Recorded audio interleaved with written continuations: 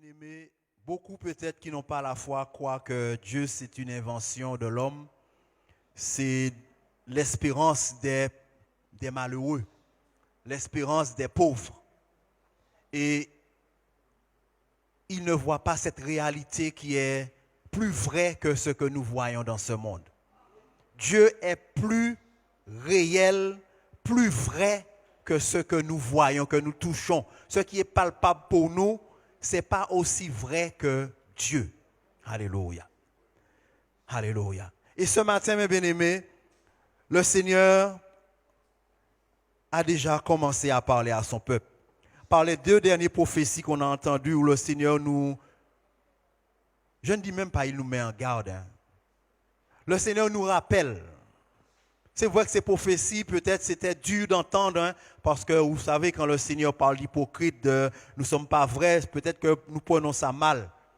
Mais c'est un cri d'alarme que le Seigneur fait.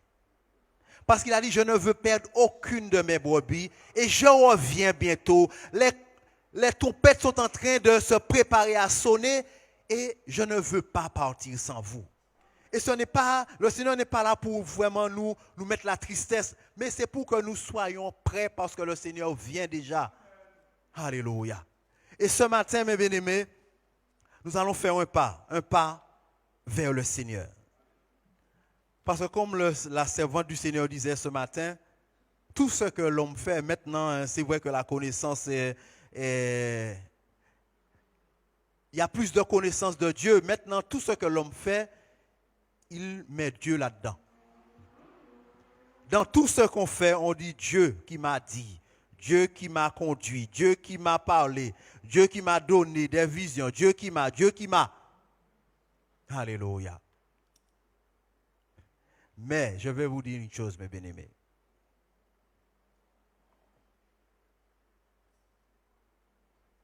Tout le monde ne connaît pas le Seigneur. Alléluia. On a nos conceptions. On a nos idées peut-être bien trempées, comme on dit entre guillemets. Mais beaucoup ne connaissent pas le Seigneur. Parce que beaucoup, mes bien-aimés, servent Dieu sans la parole du Seigneur. On sert le Seigneur sans connaître sa volonté. Mais comment on peut servir le Seigneur sans connaître sa volonté? Comment on peut lui être agréable sans connaître ce qu'il veut? Alléluia. Et ce matin, mes bien-aimés, le titre de ce message, c'est « Comment te présentes-tu devant Dieu ?» Peut-être que le titre ne dit pas grand-chose, mais vous allez voir, mes bien-aimés, qu'il faut rentrer dans les profondeurs pour connaître Dieu. Dieu n'est pas en surface. Dieu ne se trouve pas, vous voyez, je lis la Bible, je vais au temple, je connais Dieu. Dieu ne se trouve pas là. Vous ne connaîtrez jamais le Seigneur. Lire la Bible et aller au temple, vous ne connaîtrez jamais le Seigneur. Alléluia. Parce que beaucoup, mes bien-aimés, ont été trompés par le diable. Beaucoup croient que le Seigneur, c'est chacun pour soi. Beaucoup croient que le Seigneur, c'est moi avec mon Dieu. Peut-être que vous avez déjà entendu ça souvent. C'est moi avec mon Dieu. Tu peux dire ce que tu veux, mais c'est moi avec mon Dieu. C'est Dieu qui me connaît, c'est avec Dieu que je marche. Entre guillemets, pardonnez-moi, je m'en fous des autres. Mais nous allons voir selon la Bible ce que Dieu pense. Alléluia. Prenez avec moi, mes bien-aimés, Matthieu 5, versets 23 à 24. Ma soeur, tu vas lire pour moi aujourd'hui parce que je ne serai pas capable de lire ce matin. Amen. Matthieu 5, versets 23 à 24. Matthieu 5, 23, 24. Si donc tu présentes ton offrande à l'autel et que là tu te souviennes que ton frère a quelque chose contre toi, laisse là ton offrande devant l'autel et va d'abord te réconcilier avec ton frère, puis viens présenter ton offrande. Accorde-toi promptement avec ton adversaire pendant que tu es en chemin avec lui, de peur qu'il ne te livre au juge, que le juge ne te livre à l'officier de justice et que tu ne sois mis en prison. Amen. Alléluia. Vous voyez, mes bien-aimés, que quand toi, tu t'en fous de ton frère, de ton prochain, Dieu ne s'en fout pas. Comme toi, tu dis, les autres font ce qu'ils veulent, ils disent ce qu'ils veulent, c'est moi avec mon Dieu et c'est tout. Sachez que Dieu ne dit pas cela. Et nous allons voir, mes bien-aimés, dès le commencement de la Bible, la volonté de Dieu et ce que Dieu aime, ce qu'il désire, dès le commencement de la Bible. Alléluia. C'est vrai que nous lisons beaucoup la Bible, mais c'est de jour en jour nous entrons dans les profondeurs des choses de Dieu. Parce que la volonté de Dieu n'a jamais changé. Alléluia. Prenez avec moi Genèse 4, versets 8 à 9. Dès le commencement de la Bible. Genèse 4, 8, 9.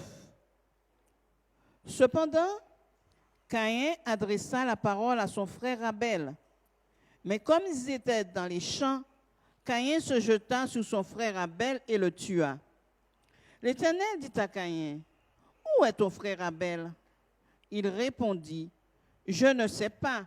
Suis-je le gardien de mon frère ?» Amen. Alléluia. Mes bien-aimés, souvent nous entendons que je ne suis pas le gardien de mon frère comme Caïn a dit à l'Éternel. Mais ce matin, je ne vais pas parler de cela. Parce que le plus important, c'est où est ton frère Abel? Alléluia. Quand tu as un différend avec ton frère et tu viens devant le Seigneur pour dire, Seigneur, me voici, je suis à toi, je t'aime. Le Seigneur te dit, où est celui avec qui tu ne t'entends pas? Pendant que tu es en train de dire, Seigneur, regarde, je donne ma dîme, je suis fidèle. Il y a 4 réunions dans la semaine, je suis toujours là. Le premier, c'est moi. Regarde comment tu as fait de moi un beau homme. Regarde comment tu as fait de moi un homme saint. Regarde comment tu as fait de moi un homme bon. Parce que tout le monde me loue en voyant ma bonté, comment je fais des aumônes au peuple. Le Seigneur, il ne t'entend même pas, il te dit, où est ton frère? Ton frère, oui, que tu ne peux pas sentir. Ton frère, il est pourtant tout corps qu'a brûlé. Où est ton frère? Tu viens devant moi avec toutes tes aumônes, toutes tes offrandes. Mais avant de t'adresser, le Seigneur t'a dit, attends, où est celui que tu es en train de mépriser? Où est celui que tu rejettes? Où est celui que tu ne veux même pas qu'il t'adresse la parole? Alléluia. Parce qu'on a dit que Dieu, c'est chacun pour soi. Que nous sommes des solitaires. C'est nous avec Jésus et personne d'autre. Vous mentez. Vous n'êtes pas dans la volonté de Dieu. Alléluia. Je dis vous, mais je suis dedans. Parce que quand dans l'église, l'un mange l'autre, ne croyez pas que la prière va monter devant le Seigneur. Parce que quand tu dis Seigneur, il te dit attends. Où est Sonia que tu viens de dire qu'elle est une hypocrite? Où elle est?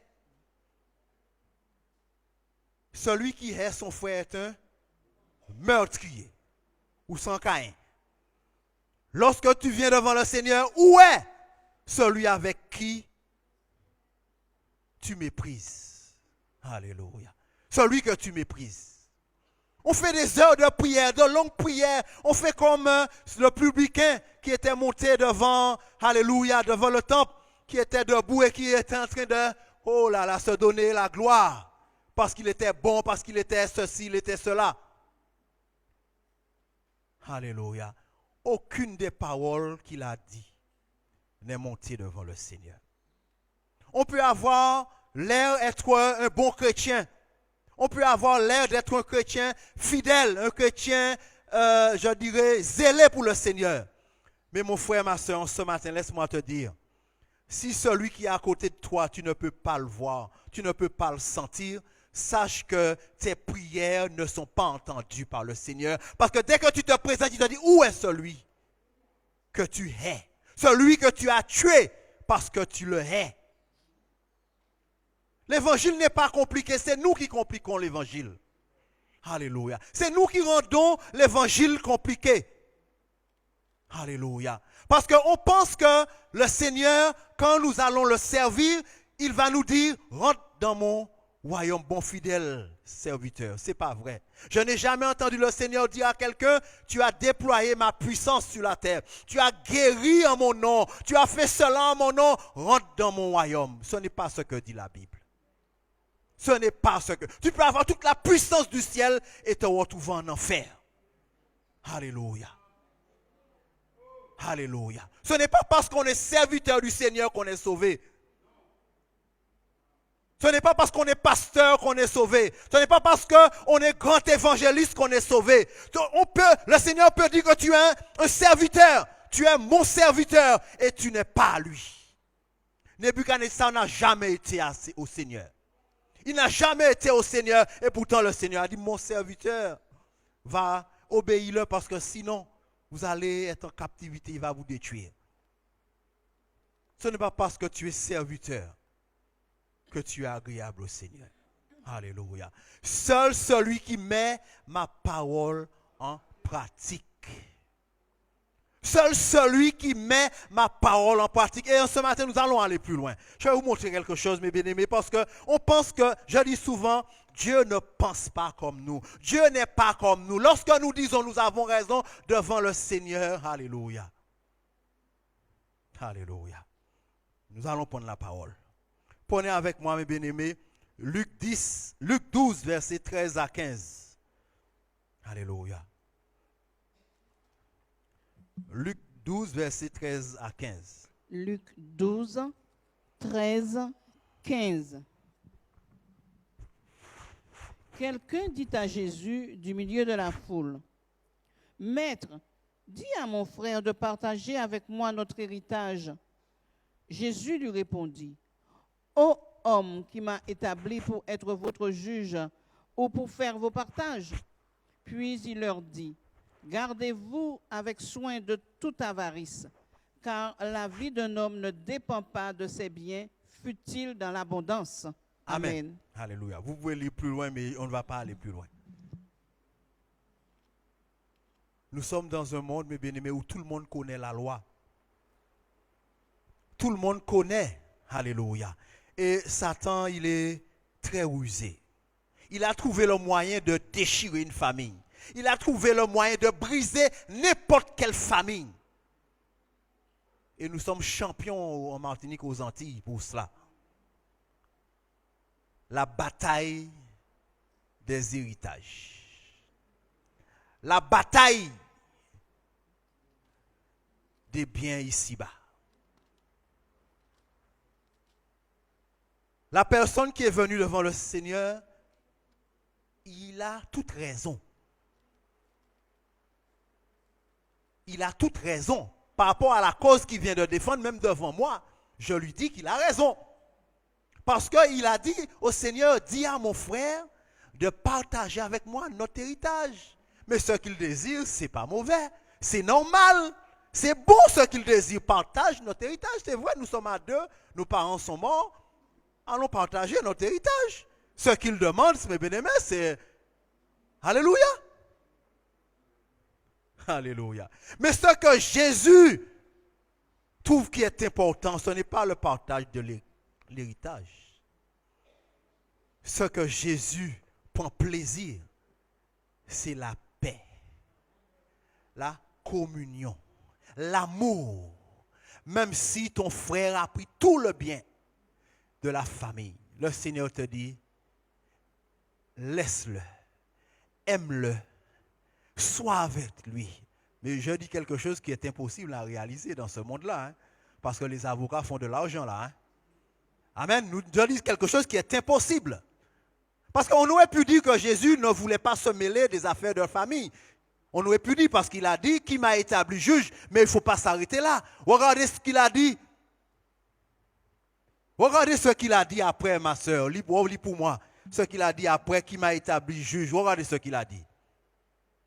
Verset 16. Oui. Et il leur dit cette parabole. Les terres d'un homme riche. Non, avant 15. Alors, 15. verset 15. 15, oui. Puis il leur dit, gardez-vous avec soin de toute avarice, car la vie d'un homme ne dépend pas de ses biens, fut-il dans l'abondance. Amen. Alléluia. Ne te bats pas avec ton frère parce qu'il a pris l'héritage. Le Seigneur te donnera davantage si tu le laisses et servir le Seigneur. Ne te bats pas. Le Seigneur a dit, mais laissez-vous dépouiller. Il est malheureux qu'il y ait des divisions entre vous. Et le Seigneur a dit, il y a encore pire que vous allez devant les païens pour régler votre problème. Vous qui devriez être des juges, parce que nous allons juger les anges. La Bible dit que c'est vers les gens que l'Église ne fait aucun cas. C'est vers eux que nous allions plaider notre cause. Alléluia. On a un différend ici. On ne va pas venir vers le pasteur pour pouvoir dire, voilà pasteur, mon frère et moi, ma soeur et moi, on a tel problème. On ne va pas aller vers un serviteur qu'on sait qui sert le Seigneur fidèlement. Non, on va choisir un chrétien qu'on sait qui marche en dents de scie pour pouvoir aller se plaider parce qu'il va te donner raison. Parce que tu sais que le pasteur va te dire, reste dans la paix. Ne te bats pas avec ton frère. N'amène pas ton frère devant la justice. Ne cherche pas à gagner devant les hommes. Cherche à gagner devant le Seigneur. Non, on ne va pas aller vers ces gens-là. On va aller vers ceux qui vont lui aller chercher un avocat. Aller prendre un avocat. Ou ni raison. Moitié bien, c'est tao. Et c'est où qui te casse. C'est où qui te là. Et puis maman, normalement, on pour ni plus. Parce que c'est où qui prend soin d'eux.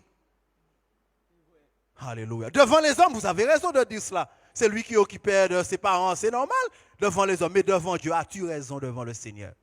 Est-ce que lorsque tu vas t'agenouiller pour prier, est-ce que le Seigneur va te dire, je t'entends, oui, mon serviteur agréable? Non, il va te dire, où est ton frère que tu as amené devant la justice? Où est ton frère que toi et l'avocat, vous êtes en train de manger parce qu'il ne peut pas se défendre? Il n'a même pas les moyens de prendre un avocat. On lui a donné un avocat d'office qui ne se bat pas vraiment pour lui. Où est ton frère que tu es en train de détruire? As-tu été vers ton frère pour lui dire, mais pourquoi tu veux tout le bien? Pourquoi? Explique-moi, qu'est-ce qui se passe? Quel est le problème? Pourquoi tu veux tout? Explique-moi.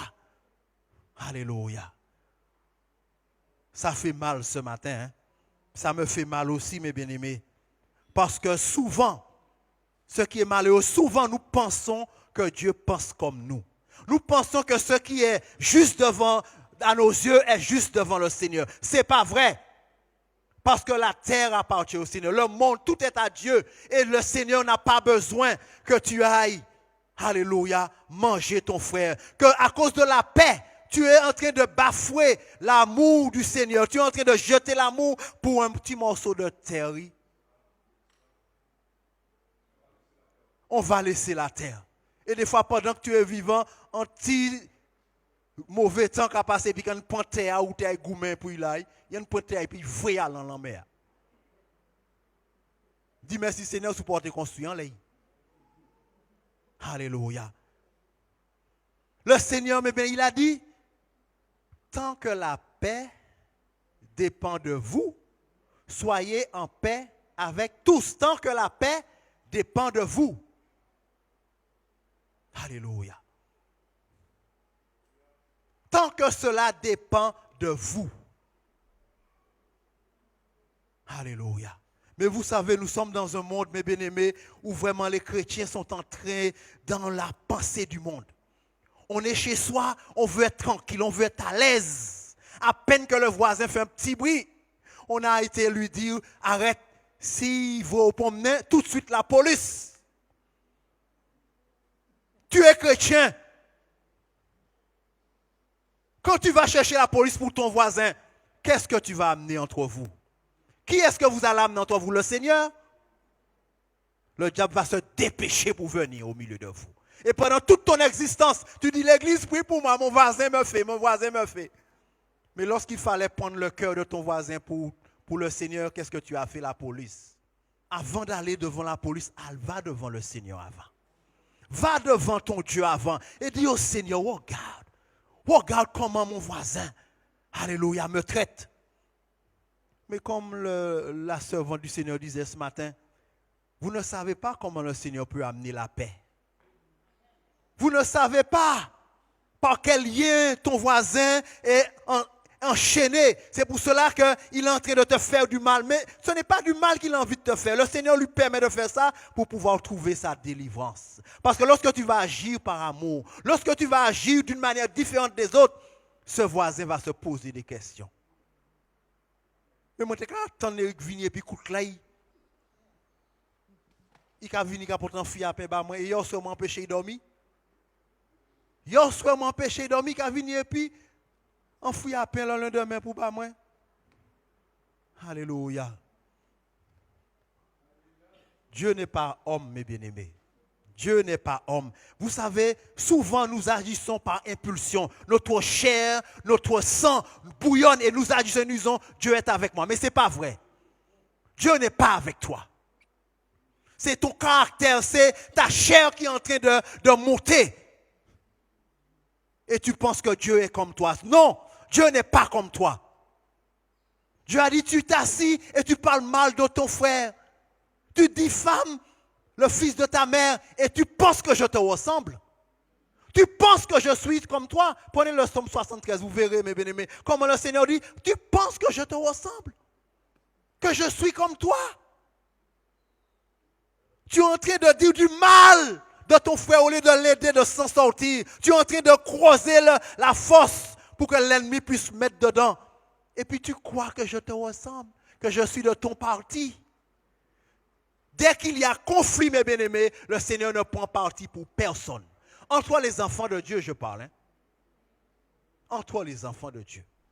Parce que lorsqu'on a conflit avec les gens du dehors, le Seigneur a dit, laisse-les-moi. C'est moi qui combattra pour toi. Garde le silence. Garde le silence. N'allez pas attaquer le païen, mes bien-aimés. Garde le silence. Garde le silence. N'allez pas les attaquer. Alléluia. Mais entre nous, le Seigneur ne cherchera pas à savoir qui a raison. Il a dit, mais pourquoi ne laisserais-tu pas te dépouiller? Dépouiller. Ton frère, il t'a volé. Mais laisse-le. Alléluia. C'est marqué dans la Bible. Hein? C'est marqué ou pas, pasteur? C'est marqué ou pas? Le Seigneur a dit, lorsque ton frère t'a volé, pourquoi ne te laisses-tu pas dépouiller? C'est marqué dans la Bible. Hein? Mais vous savez, ces paroles-là, ce n'est pas pour nous. On préfère la puissance. La puissance. C'est bien la puissance que le Seigneur nous a donné. La puissance, il a dit, vous recevrez un esprit de puissance et de force. Mais sachez que la puissance de Dieu ne t'ouvre pas le royaume du Seigneur. La puissance de Dieu ne va pas te donner accès au royaume. Sans la sanctification et la paix avec tous, nul ne verra le Seigneur. Quelle que soit la puissance que tu peux déployer sur la terre. Sans la sanctification et la paix avec tous, nul ne verra le Seigneur. Même si tu es le plus grand prophète du monde. Si tu ne te sanctifies pas, si tu ne cherches pas l'amour, la paix, sache que le Seigneur ne te réserve aucune place auprès de lui. Alléluia. Prenez mes bien-aimés, je ne vais pas aller longtemps parce que je crois qu'on a compris. Prenez avec moi, alléluia, 1 Corinthiens 13, verset 1 à 3. Et nous voyons ce que le Seigneur dit. Alléluia. 1 Corinthiens 13, verset 1 à 3. Alléluia. 1 Corinthiens 13, 1, Alléluia. 3. Quand je parlerai les langues des hommes et des anges, si je n'ai pas l'amour, je suis un airain qui résonne ou une cymbale qui retentit. Et quand j'aurai le don de prophétie, la science de tous les mystères et toute la connaissance, quand j'aurai même toute la foi jusqu'à transporter des montagnes, si je n'ai pas l'amour, je ne suis rien. Et quand je distribuerai tous mes biens pour la nourriture des pauvres, quand je livrerai même mon corps pour être brûlé, si je n'ai pas l'amour, cela ne me sert de rien. Amen. Alléluia. Tout ce qu'on peut faire, mes bien-aimés, même en tant que serviteur, en tant que pasteur, en tant qu'évangéliste, en tant que chanteur, en tant que musicien, tout ce qu'on peut faire, s'il n'y a pas l'amour, cela ne sert de rien. Ce n'est pas le fait de servir le Seigneur qui soit important. On peut servir le Seigneur, mais ce qu'on fait, ça ne s'apporte rien parce qu'il n'y a pas l'essence, l'essentiel dedans. Alléluia. Et je suis là pour m'humilier ce matin parce que le Seigneur me parle aussi. Et bien aimé, le Seigneur m'a fait vivre cela, où il me disait que tout ce que tu peux faire, s'il n'y a pas l'amour, cela ne sert à rien.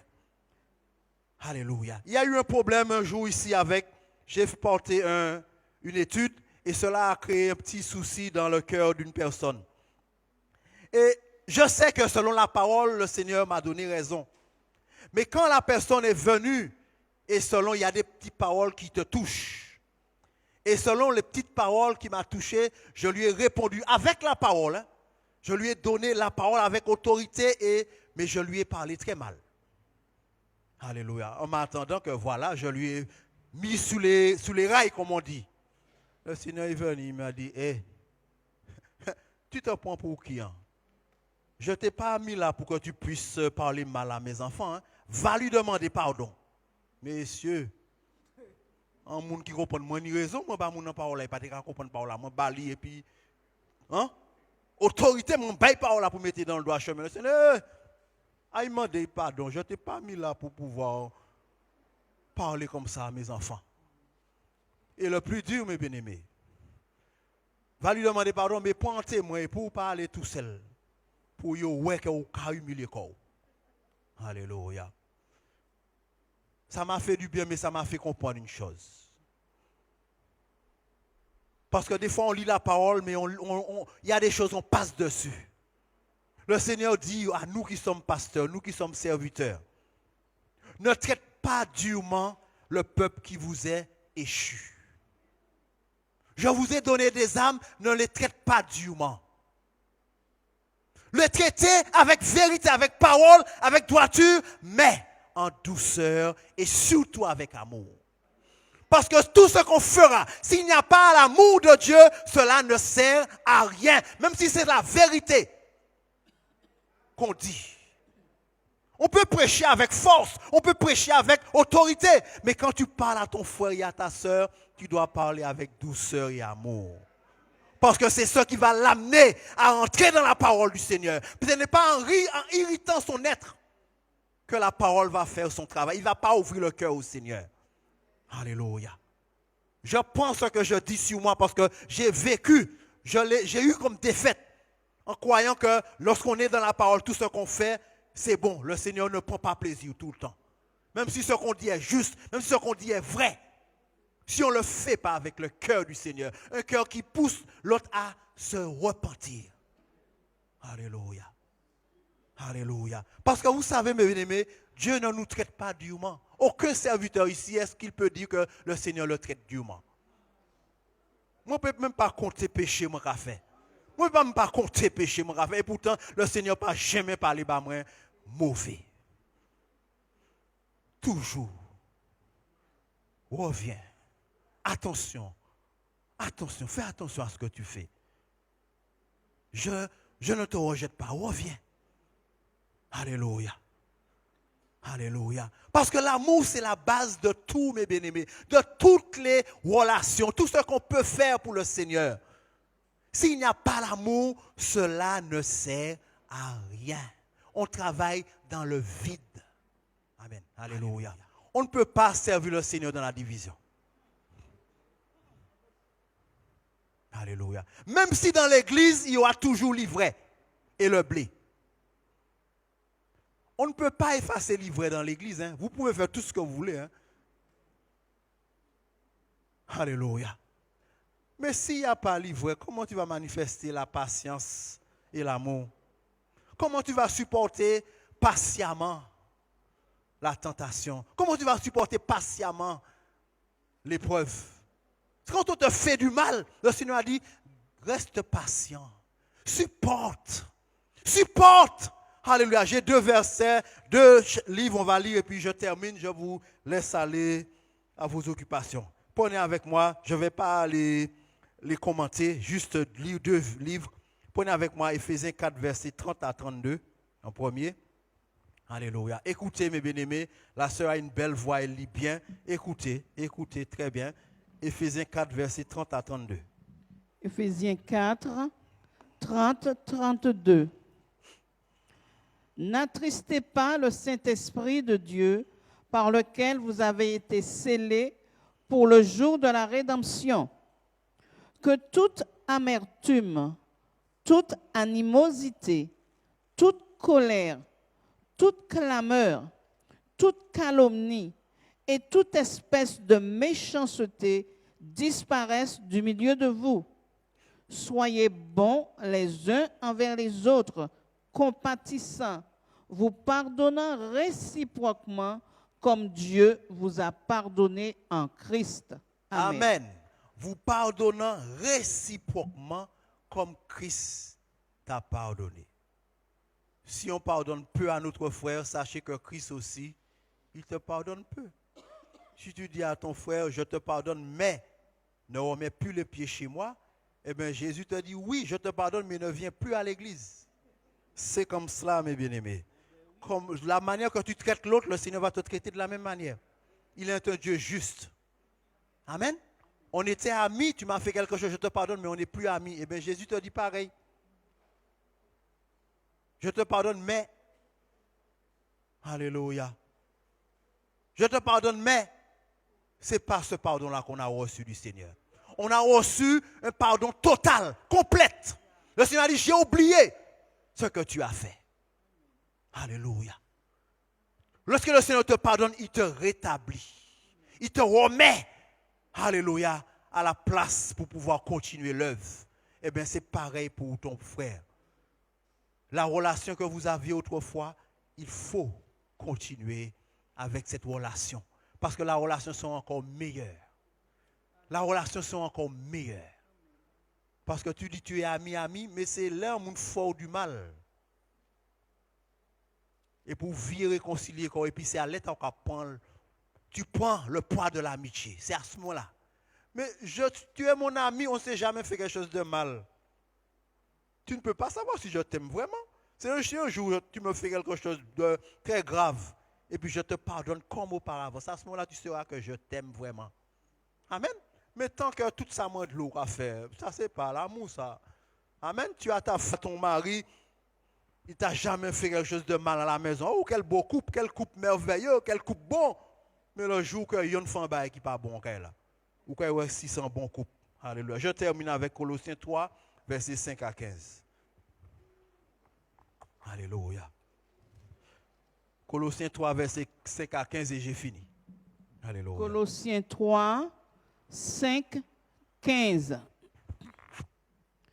Faites donc mourir les membres qui sont sur la terre, l'impudicité, l'impureté, les passions, les mauvais désirs et la cupidité qui est une idolâtrie. C'est à cause de ces choses que la colère de Dieu vient sur les fils de la rébellion, parmi lesquels vous marchiez autrefois lorsque vous viviez dans ces péchés.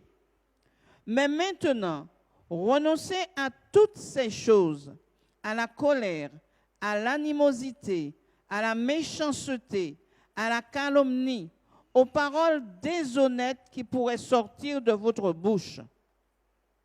Ne mentez pas les uns aux autres, vous étant dépouillés du vieil homme et de ses œuvres, et ayant revêtu l'homme nouveau, qui se renouvelle dans la connaissance selon l'image de celui qui l'a créé.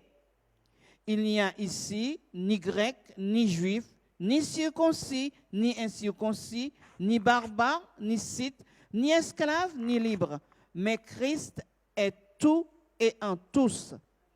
Ainsi donc, comme des élus de Dieu, saints et bien-aimés, revêtez-vous d'entrailles de miséricorde, de bonté, d'humilité, de douceur, de patience. Supportez-vous les uns les autres, et si l'un a sujet de se plaindre de l'autre, pardonnez-vous réciproquement.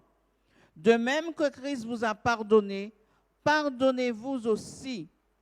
Mais par-dessus toutes ces choses, revêtez-vous de la charité qui est le lien de la perfection, et que la paix de Christ, à laquelle vous avez été appelés pour former un seul corps, règne dans vos cœurs, et soyez reconnaissants. Amen. Amen. Mais bien, le verset 14 nous dit que par-dessus toutes ces choses, revêtez-vous, dans ma version, c'est l'amour. Revêtez-vous de l'amour qui est le lien de la perfection. Alléluia. Nous ne pouvons pas être dans l'unité s'il n'y a pas l'amour.